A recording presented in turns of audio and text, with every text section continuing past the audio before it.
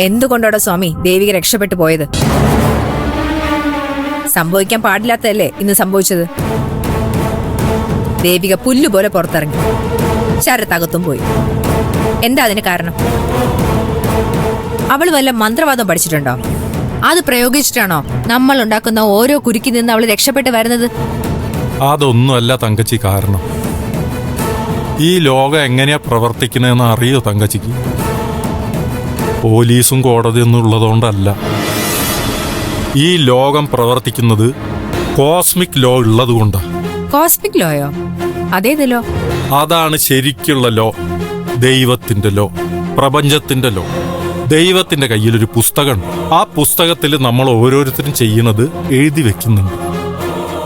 അതനുസരിച്ചാ നമുക്ക് ഓരോന്ന് കിട്ടും. നന്മ ചെയ്ത നന്മ, തിന്മ ചെയ്ത തിന്മ. അതും ദേവിക്കും തമ്മിൽ എന്താ ബന്ധം? ബന്ധമുണ്ട്. കാര്യം നമ്മളുടെ ശത്രുവയ്ക്ക് തന്നെയാണ്. എങ്കിലും ആ കുട്ടിയുടെ സ്വഭാവം പവന്മാർക്കല്ലേ. ഒരൽപ്പം പോലും കറ പുരളാത്ത ജീവിതമല്ലേ ആ കുട്ടി ജീവിച്ചുകൊണ്ടിരിക്കുന്നത്. മരിച്ചുപോയ ഭർത്താവിനെ മനസ്സിൽ ധ്യാനിച്ചുകൊണ്ട് അയാൾ ഇട്ടുകൊടുത്ത താലി അണിഞ്ഞുകൊണ്ട് ജീവിക്കുക ആർക്ക് പറ്റും? അത് വേറെ ആരും കണ്ടില്ലെങ്കിലും മുകളിലൊരാൾ കാണുന്നുണ്ട്. ആ അനുഗ്രഹ സമയാസമയത്ത് ദേവികയ്ക്ക് കിട്ടിക്കൊണ്ടിരിക്കുന്നു. തന്റെ ഈ മണ്ടൻ സിദ്ധാന്തമൊക്കെ കൈവച്ചിരുന്നാ മതി. അവൾ അത്ര നല്ലവളായിരുന്നെങ്കിൽ അവളുടെ ഭർത്താവ് മരിക്കുമായിരുന്നോ? ആ സമയത്ത് എവിടെ പോയിരുന്നു ദൈവത്തിന്റെ അനുഗ്രഹം എന്ന് ചോദിച്ചാ അത് ഈ പൂർവ്വജന്മായിട്ടുള്ള കാര്യങ്ങളൊക്കെ ആയിട്ട് വരും. താൻ ഇനി ഒന്നും വിശദീകരിക്കണ്ട. നടന്നതൊക്കെ നടന്നു. ഇനി അവനെ എങ്ങനെയാ പുറത്തിറക്കാൻ പോകുന്നത്? ആ ശരത്തിന് കോടതിയിൽ ജാമ്യാപേക്ഷ കൊടുക്കണം തങ്കച്ചി. ആര്? ഞാനോ? എടോ, ആരെ കൊണ്ട് കൊടുപ്പിക്കാന്ന് പറ. ഇതിനൊക്കെ ആ ചന്ദ്ര മതി. മതിയല്ലേ? എന്നാ പിന്നെ അവളെ തന്നെ വിളിക്കാം.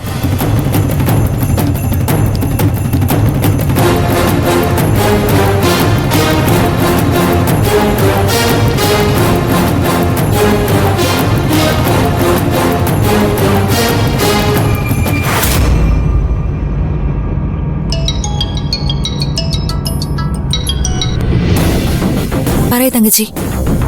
എവിടെയുണ്ട്? പറഞ്ഞോ. എന്നാ അത്യാവശ്യമായിട്ട് സബ് ജയിൽ വരെ ഒന്ന് പോണം. ശരത്തിന്റെ കയ്യിൽ നിന്ന് വക്കാലത്തൊപ്പിട്ട് വാങ്ങിക്കണം. എന്നിട്ട് ഇന്ന് തന്നെ ജാമ്യ ഹർജി മൂവ് ചെയ്യണം. ഞാനോ? ചന്ദ്ര വക്കീലല്ലേ, എന്നിട്ടെന്തിനാ ഞാനൊന്നും ചോദിക്കുന്നത്? അവ അകത്ത് കിടക്കുന്നത് നമുക്ക് ക്ഷീണം. അതുകൊണ്ട് എത്രയും പെട്ടെന്ന് അവനെ പുറത്തിറക്കണം. തങ്കച്ചി പറയുന്നത് എനിക്ക് മനസ്സിലാവാഞ്ഞിട്ടല്ല, ഞാൻ വേറൊരു തിരക്കായിട്ട് നിൽക്കുക. ഇന്നാണല്ലോ വിഷ്ണു പുറത്തിറങ്ങുന്നത്. അതുകൊണ്ട് ഞാനിവിടെ വേണം എന്ന് വച്ചാ ഞാൻ വേറെ വക്കീലിനെ അന്വേഷിക്കണം. ഇന്നത്തേക്ക് എന്നെ ഒന്ന് ഒഴിവാക്കി തരണം. ഈയൊരു ദിവസം ആയതുകൊണ്ടാ. ഈയൊരു ദിവസം ആയതുകൊണ്ട് തന്നെയാടി ഞാൻ നിന്നെ വിളിച്ചത്. പറ്റില്ലെന്ന് നീ ഭംഗിയായിട്ട് പറഞ്ഞു. ഒന്നും ഇവിടം കൊണ്ട് അവസാനിക്കുന്നില്ലെന്ന് ഓർക്കണം നീ. നിനക്ക് വിഷ്ണു പ്രിയപ്പെട്ടവനായിരിക്കാം, അതുപോലെ തന്നെയാ എനിക്ക് ശരത്തു. നമ്മൾ തമ്മിലുള്ള സകല ബന്ധവും ഇന്നത്തോടെ തീരുവ. ഇനിയൊരാവശ്യത്തിന് നീ എന്നെ വിളിക്കരുത്. തങ്കച്ചി പെണങ്ങല്ലേ. നിനക്കൊരാവശ്യം വന്നപ്പോ മറ്റൊന്നും നോക്കാതെ നിന്റെ കൂടെ നിന്നവളാ ഞാൻ. എന്നിട്ട് എനിക്കൊരാവശ്യം വന്നപ്പോ നിനക്ക് തിരക്കാണല്ലേ. വിഷ്ണു ആയതുകൊണ്ടാ തങ്കച്ചി. ആരായാലും എന്താ, അവന് ജാമ്യം കിട്ടിയതല്ലേ. എങ്ങനെങ്കിലും അവ ഇറങ്ങിക്കോളും. അതുപോലല്ല ശരത്തിന്റെ കാര്യം. എനിക്കറിയാം. അവസാനമായിട്ട് ഞാൻ ഒരിക്കൽ കൂടെ ചോദിക്കുക, നിനക്കെന്നെ സഹായിക്കാൻ പറ്റോ ഇല്ലയോ? തക്ക സമയത്ത് നീ കൈവിട്ടു എന്നറിഞ്ഞ ശരത്തിന്റെ പ്രതികരണം എന്തായിരിക്കും എന്ന് അറിയാലോ.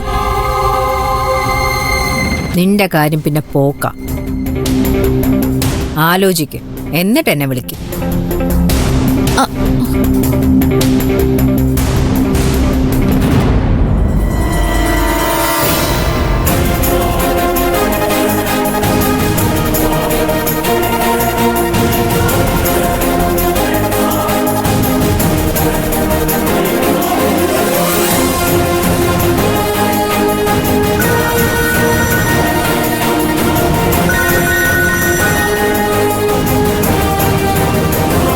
ഹലോ, ഞാൻ വരാം.